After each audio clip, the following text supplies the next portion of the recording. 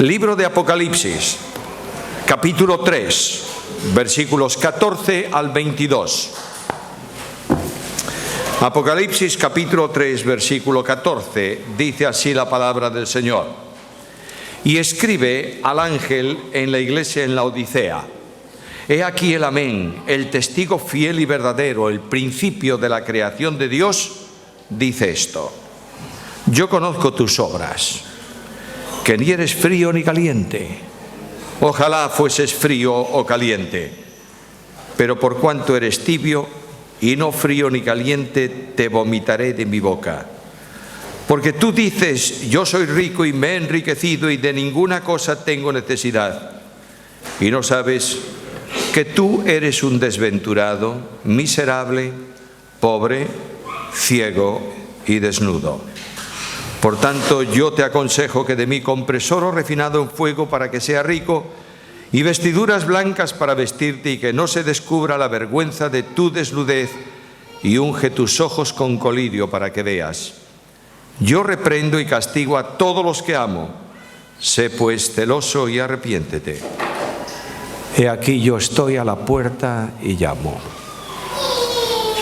Si alguno oye mi voz y abre la puerta, entraré a él y cenaré con él y él conmigo. Al que venciere le daré que se siente conmigo en mi trono, así como yo he vencido y me he sentado con mi Padre en su trono. El que tiene oído, oiga lo que el Espíritu dice a las iglesias. La última de las 7 cartas que el Señor envía a través de Juan a las iglesias de Asia Menor. Es una carta enormemente densa, enormemente impactante, y marca un contraste tremendo con la carta del capítulo del domingo pasado, la carta anterior, la penúltima carta. En esa carta anterior no hay reproches, hay promesa y hay aliento. En la carta anterior hay una iglesia pobre, hay una iglesia sin fuerza, pero que dispone de la fuerza de Dios. En esta carta hay una iglesia que se cree rica, poderosa, encumbrada. En la carta anterior el Señor está con la iglesia. En esta carta el Señor está a la puerta de la iglesia. Cuando estudias la carta, hay una interpretación que se llama, lo dije el primer día, la interpretación historicista, que presenta esta carta como la última carta, es decir, el ejemplo de la iglesia que existirá en la tierra antes de del regreso de Jesús. Pero yo no puedo estar de acuerdo con esta interpretación, porque me gustaría más estar en la anterior, y no hay tampoco una evidencia del tiempo de esta. Tomémoslo como es un mensaje de Dios para la iglesia hoy. No importa qué iglesia sea, ni cuál sea la circunstancia, el Señor advierte a la iglesia hoy lo que advierte a esta iglesia hace prácticamente 2000 años, para decirle a la congregación sentada aquí esta mañana: he aquí, estoy a la puerta y llamo.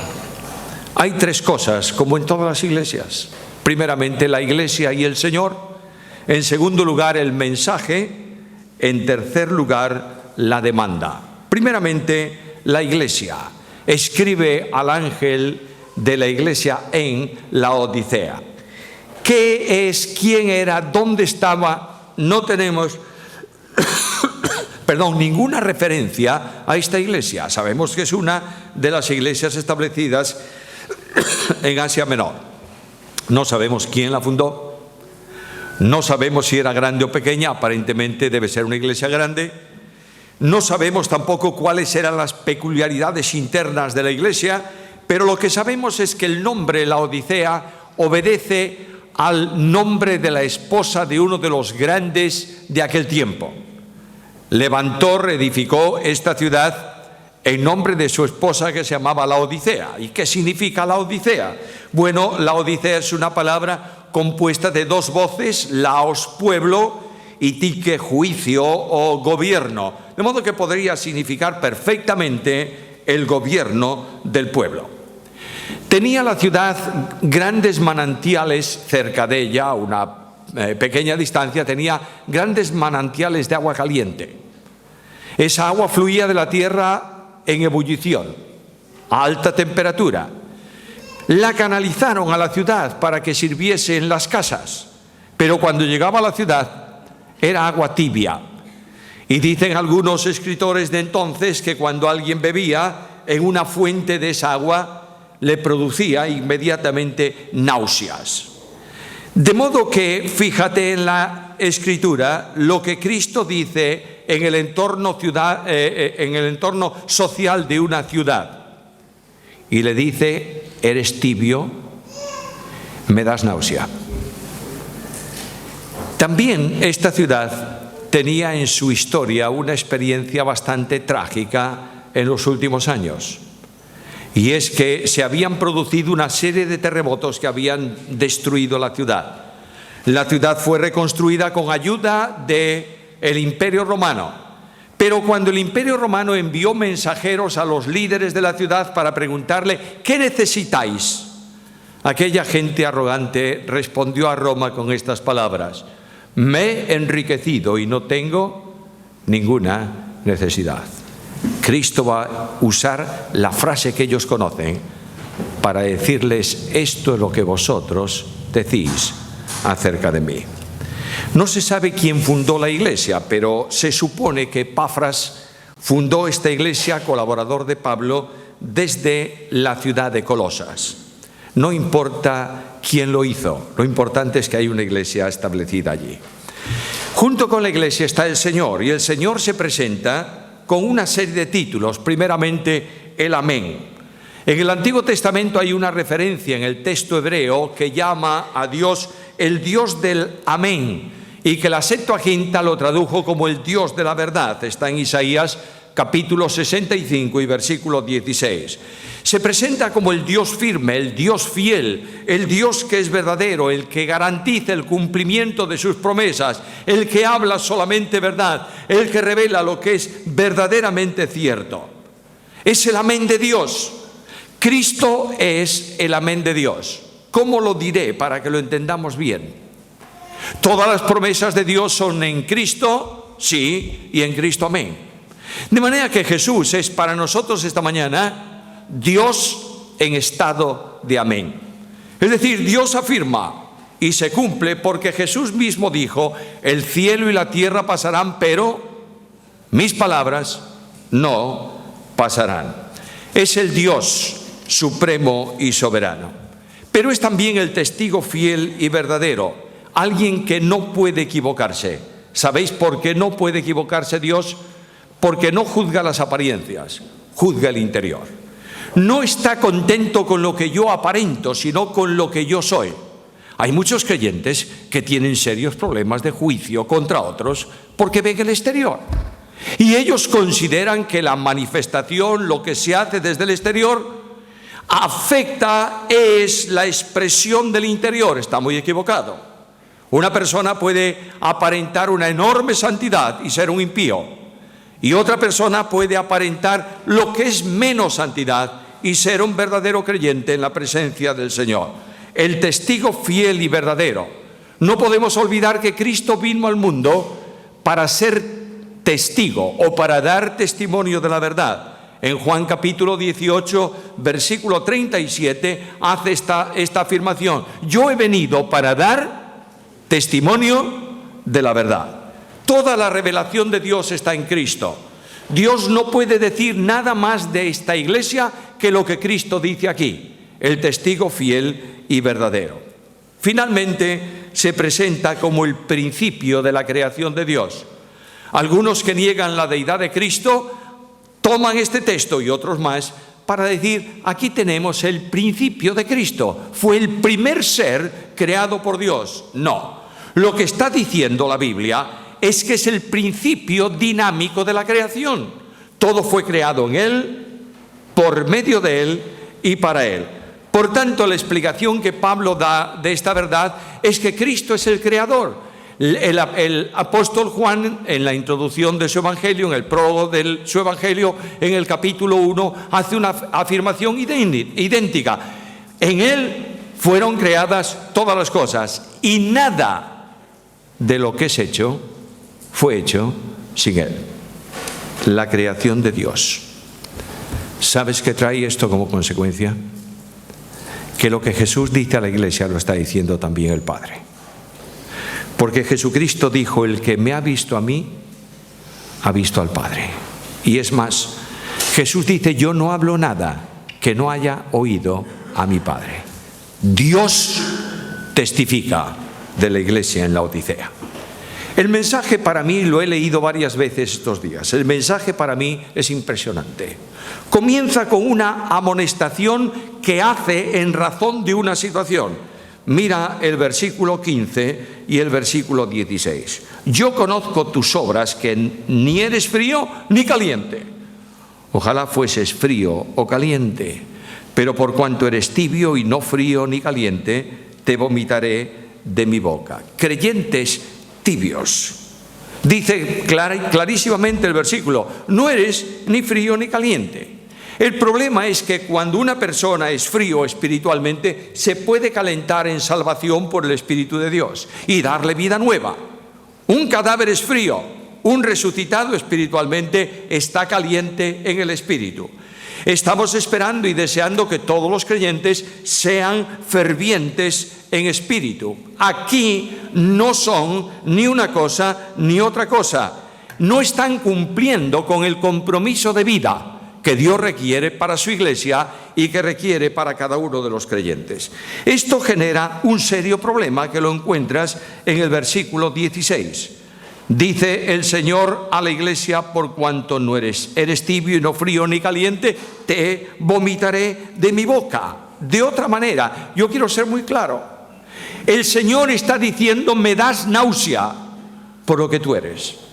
E indudablemente, arrojado de la boca de Dios, arrojado de la comunión de Dios, es una situación enormemente problemática, difícil, que no conduce a éxito ninguno, sino todo lo contrario. La Biblia enseña que la iglesia actúa, funciona en el poder de Dios.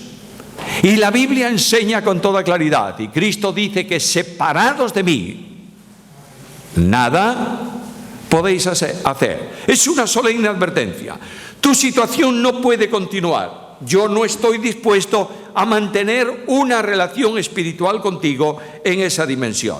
El problema es serio. Pero hay algo más.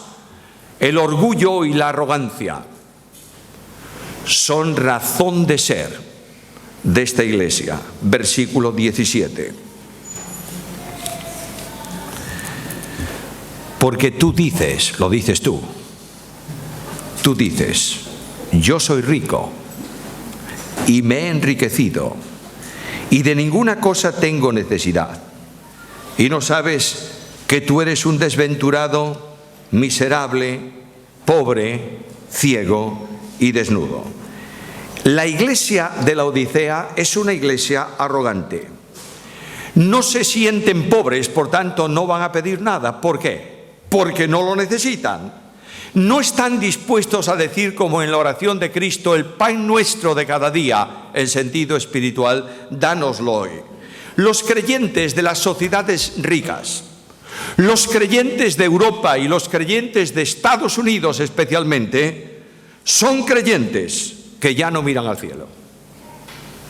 La situación de bonanza hace que el creyente se sienta satisfecho con lo que es y satisfecho con lo que tiene. No necesitas pedir nada si tienes la posibilidad de alcanzarlo. Indudablemente no sabemos mucho de la situación de esta iglesia, pero en el contexto social era una ciudad con riqueza bancaria, era una ciudad con industria de tela, era una ciudad que fabricaba un colirio para los ojos muy especial, por tanto era una ciudad rica. Pero quiero ver algo ahí muy importante. No necesitaban gracia para continuar porque lo tenían todo. Estoy pensando en cómo podría ser esta iglesia. Una iglesia teórica en Biblia, conocedora de la palabra, Gente que podría recitar pasajes enteros de memoria. Personas que duermen seguros en sus perfecciones y no se dan cuenta que el Señor está a punto de vomitarlos de su boca.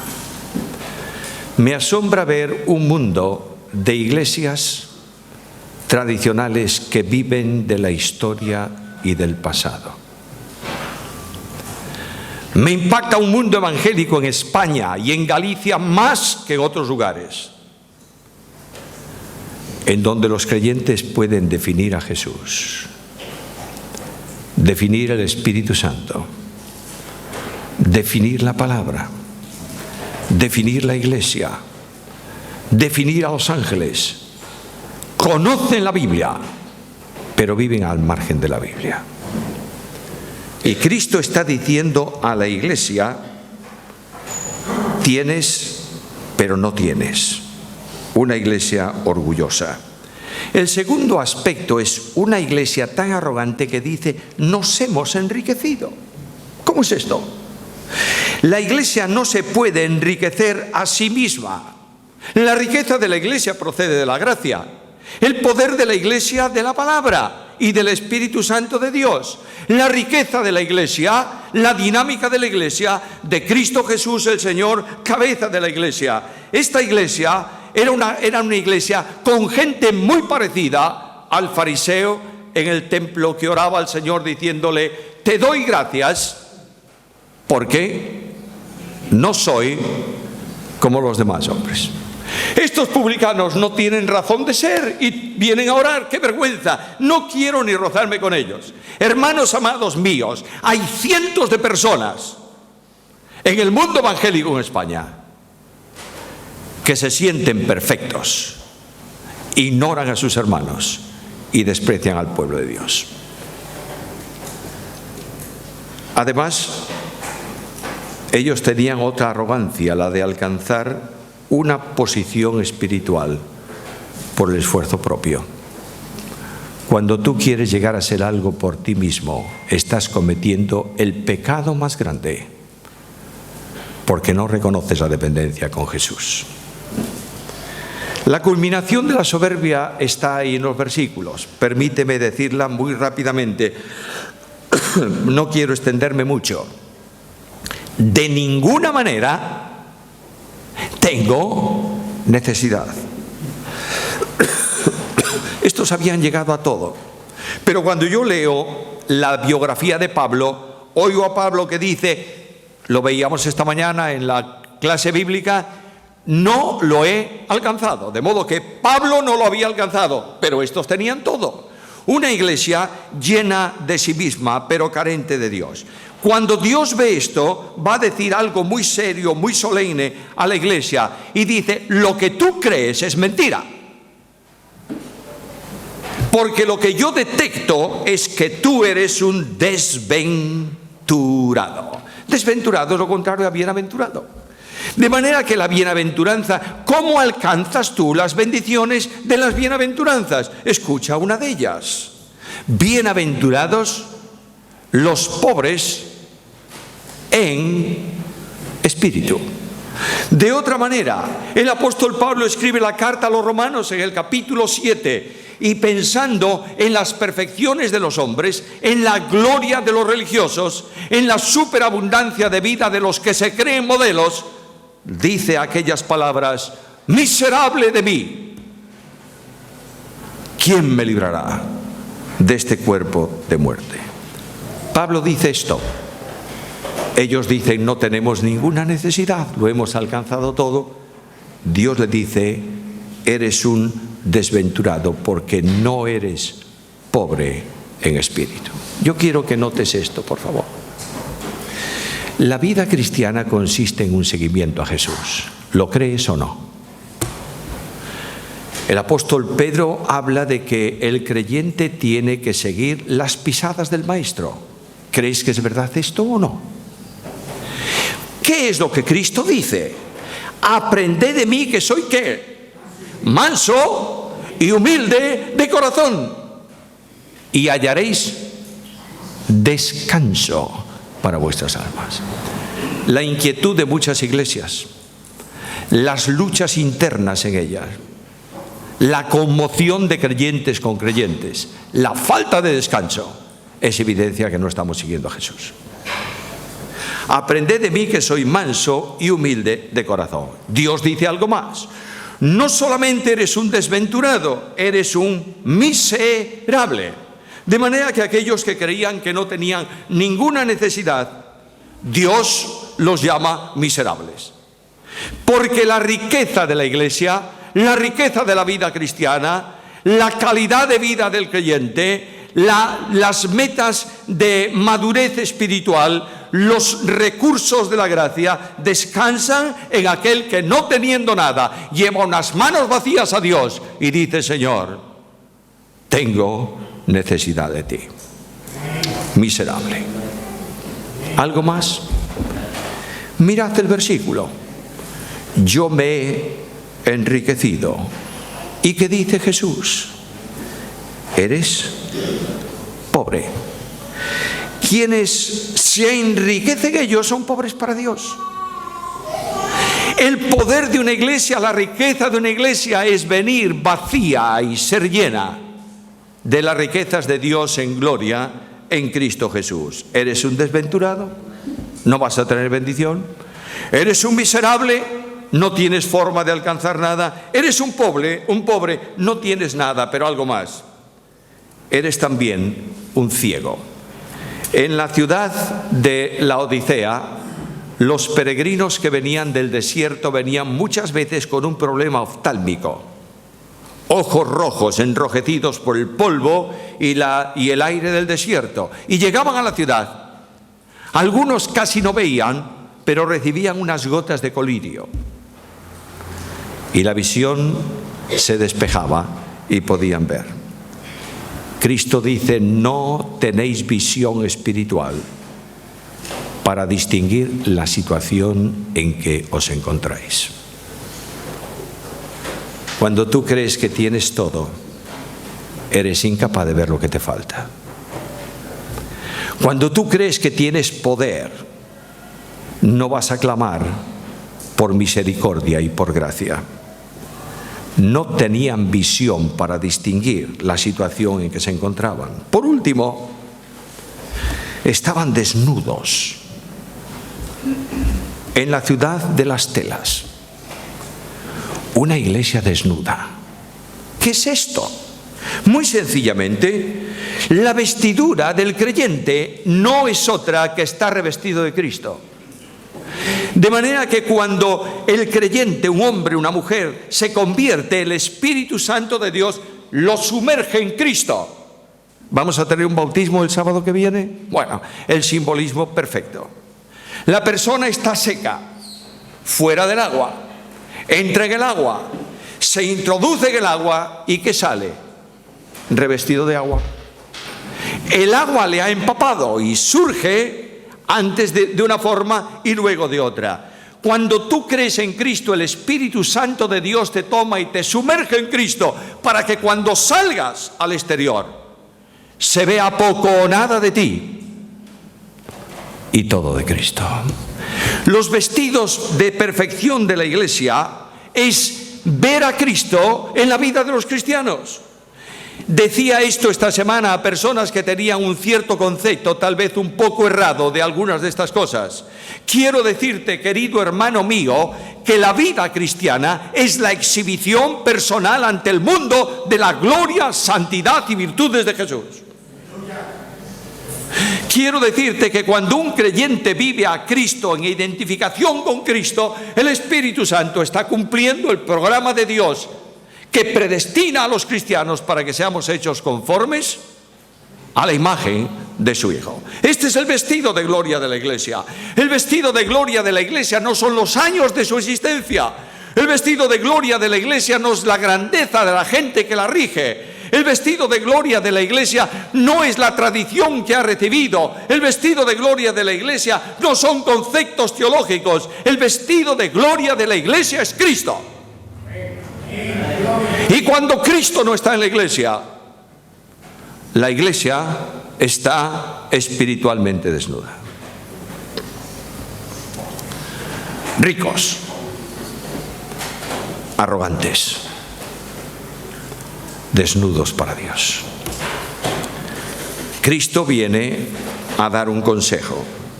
El consejo está en el versículo 18.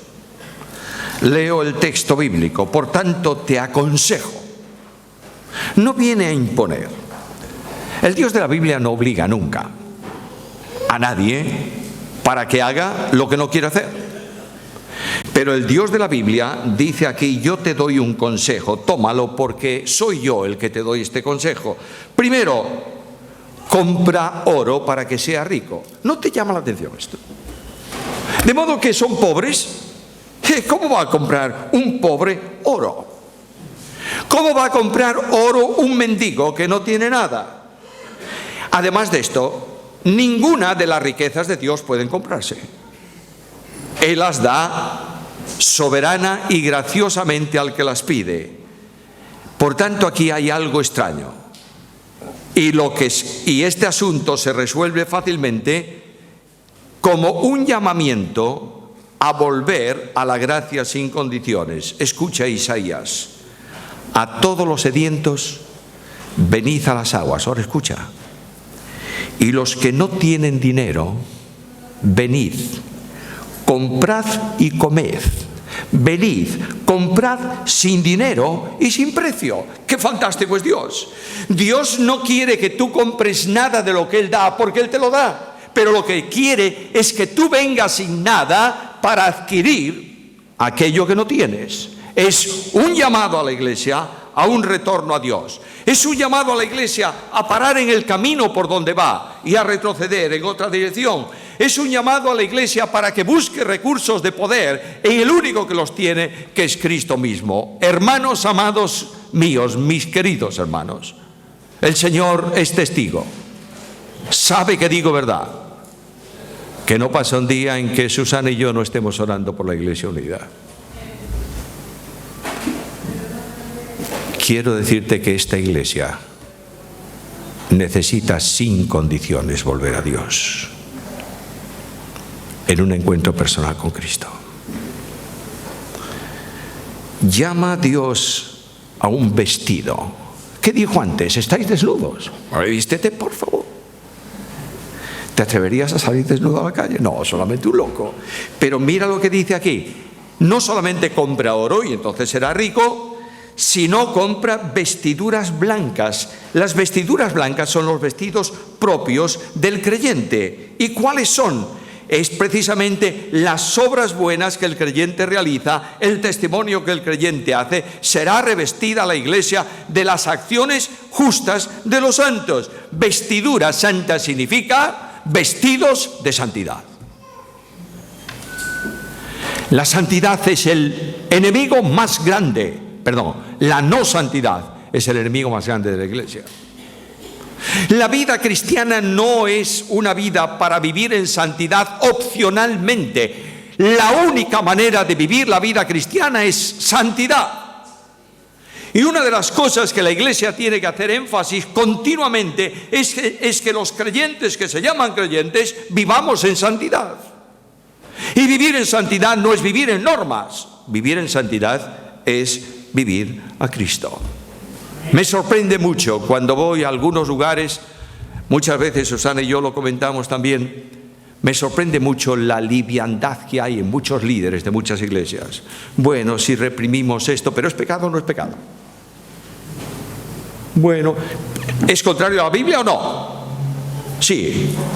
Entonces el gran problema es que en la medida en que permitamos lo que la Biblia prohíbe,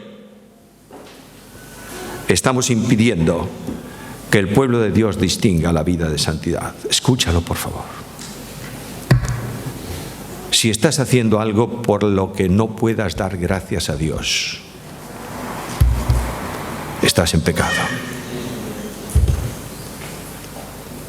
Si estás practicando algo que no sea correcto, permíteme poner un simple ejemplo. Si estás hablando mal de un hermano, ¿puedes decir a Dios en ese momento: Señor, te doy gracias porque estoy hablando mal de mi hermano? ¿Puedes? No estás viviendo en santidad. Y una de las grandes necesidades nuestras es que el pecado ha producido una auténtica tragedia y ha arruinado el poder de muchas iglesias. Y además compra colirio. ¿Para qué? Para que puedas ver. Visión espiritual, discernimiento espiritual conforme al propósito de Dios. Esa visión clara solo es posible mediante la unción del Espíritu Santo. La iluminación para conocer a Dios, para comprender a Dios, para entender la Biblia, es solamente posible por la acción del Espíritu Santo de Dios, que conoce todas las cosas íntimas de Dios. Y la advertencia de Cristo en el versículo 19, y voy a terminar, es precisamente una advertencia solemne cuando dice: yo reprendo y castigo a todos los que amo. Sé pues celoso y arrepiéntete. Es decir, vuelve a mí. La carta se cierra con un texto impactante. Se ha usado muchas veces para la evangelización, como aplicación. Pero no es para pecadores perdidos, es para la iglesia. Y el Señor dice a la iglesia: he aquí, estoy a la puerta y llamo. La idea que hay aquí, especialmente en el texto griego, es algo muy denso, muy importante. Jesús viene a la iglesia y le dice: no habrá alguien que abra la puerta de la restauración espiritual. En medio de una congregación que se siente orgullosa de lo que es, tiene que haber algún pobre en espíritu que diga al Señor esta mañana: Señor, tú llamas, yo te abro. No quiero que tú pases de largo en mi vida. Yo sé, Señor, que muchas veces tú estás a la puerta de la iglesia porque la iglesia es suficiente para organizarse, para gobernarse a sí misma, y no tienen en cuenta tu persona. Pero yo quiero esta mañana abrirte la puerta de mi corazón en comunión contigo y decirte: Señor, entra y gobierna mi vida. Puede ser que la iglesia permanezca en silencio y alejada, pero la responsabilidad personal es tuya y mía esta mañana. Dios llama a la iglesia, pero la respuesta la exige del individuo. Dios viene a nosotros para darnos una promesa: al que venciere, le daré que se siente conmigo en mi trono. ¡Qué bendición! Pero es necesaria una respuesta. Hace años, claro, lógicamente, muchos años, en que Mendelssohn, el gran organista, estuvo un tiempo en Inglaterra con su música y haciendo cosas, y él visitaba las iglesias del campo, las viejas iglesias, en donde había órganos de tubos. Un buen día, Mendelssohn llegó a una de estas iglesias y estaba un organista ya mayor, muy torpe de manos, tocando el órgano de la iglesia. Tropezaba con las teclas, notas disonantes, y Mendelssohn subió a donde estaba la consola del órgano y le dijo al organista: ¿me puede permitir tocar un poco el órgano? Y el organista se volvió a Mendelssohn y le dijo: no, señor, nosotros no permitimos que el órgano sea usado por quien no sabe manejarlo. Mendelssohn se quedó allí mirándolo y al cabo de un momento le dijo: ¿me permite, por favor, un momento tocar el órgano? El viejo organista, medio refunfuñando, le dijo: toque un momento. Mendelssohn metió los registros del órgano, sacó otros, se puso a tocar el órgano y el viejo organista lloraba de emoción y le dijo: ¿quién es usted? Y Mendelssohn le miró sin dejar de tocar el órgano Y le dijo: yo soy Mendelssohn. Y el organista le dijo: ¿cómo he podido ser tan torpe en impedir a Mendelssohn que tocase el instrumento? Esta mañana Cristo quiere tocar tu vida. Quiere hacerla sonar conforme a su poder y a su gloria. Para eso te está diciendo: estoy a la puerta y llamo. Yo voy a concluir, pero quiero pediros un momento de recogimiento personal. Vamos a inclinar nuestras cabezas. Vamos a pedir al Señor que nos hable por medio de su Espíritu esta mañana. No soy yo el que puedo hacer nada, ni quiero hacerlo. Y mientras estáis así en recogimiento personal, escucha la voz de Jesús. He aquí, estoy a la puerta y llamo.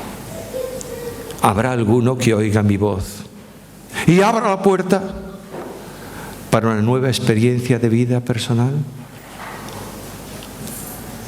Y yo quiero preguntar si hay alguno esta mañana en este lugar. Dios te bendiga. Que diga al Señor: Señor, yo abro mi puerta para que tú reines en mi vida. Y quiere levantar su mano o ponerse en pie ahí donde está, para que sepamos que hay alguna persona que está diciendo a Cristo: Señor, yo quiero que tú reines en mi vida. Dios te bendiga. Que Dios te bendiga. Dios te bendiga. ¿Quién más dice al Señor esta mañana: Señor, aquí estoy yo para que tú gobiernes mi vida? Dios te bendiga.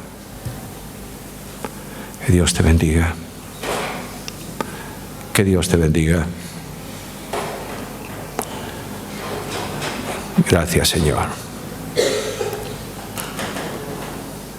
Es la andadura de una etapa nueva en tu vida, en comunión con Jesús.